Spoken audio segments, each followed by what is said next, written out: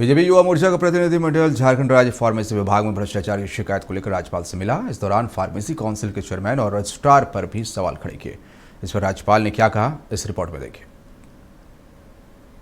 झारखंड राज्य फार्मेसी विभाग में भ्रष्टाचार की शिकायत को लेकर बीजेपी युवा मोर्चा का प्रतिनिधिमंडल राज्यपाल से मिला। इस दौरान प्रतिनिधिमंडल ने राज्यपाल को बताया कि राज्य फार्मेसी विभाग में कई ऐसे लोग जमे हैं जो गैर सरकारी हैं। राज्य सरकार फार्मेसी को लूट का अड्डा बनाकर रखी हुई है। उन्होंने फार्मेसी काउंसिल के चेयरमैन और रजिस्ट्रार पर सवाल खड़े किए। आरोप लगाया कि रजिस्ट्रार प्रशांत पांडे और चेयरमैन की नियुक्ति नियम के विरुद्ध हुई है। इस पर राज्यपाल ने उचित कार्रवाई का आश्वासन दिया है कि झारखंड राज्य फार्मेसी काउंसिल पूरी तरह से स्वास्थ्य विभाग का कलेक्शन सेंटर बना हुआ है। जो गरीब छात्र छात्राएं आते हैं फार्मेसी की पढ़ाई करने के लिए, उनको एडमिशन के समय से नौकरी तक का किस प्रकार से वसूली किया जाए, उसका एक पूरा चार्ट बना हुआ है झारखंड राज्य फार्मेसी काउंसिल में। और पिछले 18 महीने से वहाँ एक गैर सरकारी व्यक्ति एक रजिस्ट्रार बना हुआ है।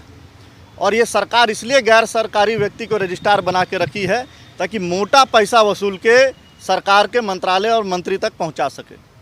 इसी के शिकायत करने के लिए आज हम लोग महामहिम राज्यपाल महोदय के पास आए थे। रजिस्ट्रार भी जो है उसका गैर सरकारी है।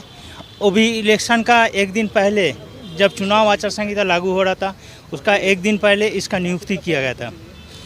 और झारखंड में सबसे मज़ेदार बात है, फार्मेसी प्रैक्टिस रेगुलेशन 2015 जो फार्मेसी काउंसिल ऑफ इंडिया और केंद्रीय सरकार की तरफ से लागू हुआ है, लेकिन इसको झारखंड में अभी तक लागू नहीं कर रहा है। इसको कई बार पत्राचार किया गया है, लेकिन उसको अभी तक कोई सरकार विचार नहीं कर रहा है। ये बहुत दुख की बात है। हालांकि रजिस्ट्रार प्रशांत पांडे और अध्यक्ष विमलेश दुबे ने स्पष्ट किया है कि काउंसिल के पास अधिकार है और फार्मेसी एक्ट 1948 के तहत हमारी नियुक्ति सरकार ने की है। सब कुछ नियम संगत हुआ है, लेकिन कुछ लोग जानबूझकर इस तरह की अफवाह फैला रहे हैं। वित्तीय गड़बड़ी का आरोप बेबुनियाद है और बिना साक्ष्य के कोई कुछ भी बोल सकता है। पर जो प्रश्न जो लोग उठा रहे हैं, आज ही का अखबार देखिए, हिंदुस्तान देखिए, प्रभात खबर देखिए, और भी जो प्रिंट मीडिया उन सबों को देखिए, तो उसमें आप पाइएगा कि ये लोग जिस चीज़ पे प्रश्न उठा रहे हैं वही लोग कोर्ट भी गए थे। माननीय उच्च न्यायालय में इन लोगों ने केस किया था और केस में आज हाई कोर्ट ने इनके सभी आरोपों को खारिज करते हुए ख़त्म कर दिया।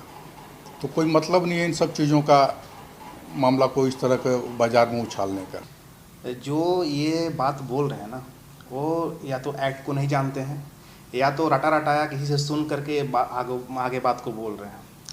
जब 1940 एक्ट में लिखा गया है कि हम सदस्य बन सकते हैं, तो हम अध्यक्ष क्यों नहीं बन सकते हैं? कहाँ प्रावधान है उस एक्ट में लिखा हुआ कि एक नॉन फार्मेसी जो है अध्यक्ष नहीं बन सकता है? वो मुझे दिखाएं कि कहाँ लिखा हुआ है।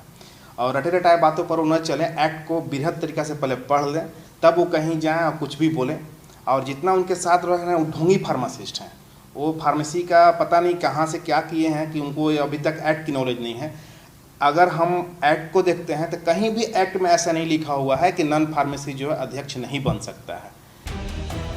ये मामला कई बार उठा। विधानसभा में भी ये मामला विधायक सरयू राय और विधायक नागेंद्र महतो ने उठाया, लेकिन विभाग की ओर से रजिस्ट्रार और अध्यक्ष को क्लीन चिट दी जा चुकी है। तनय कुमार, नक्षत्र न्यूज, रांची।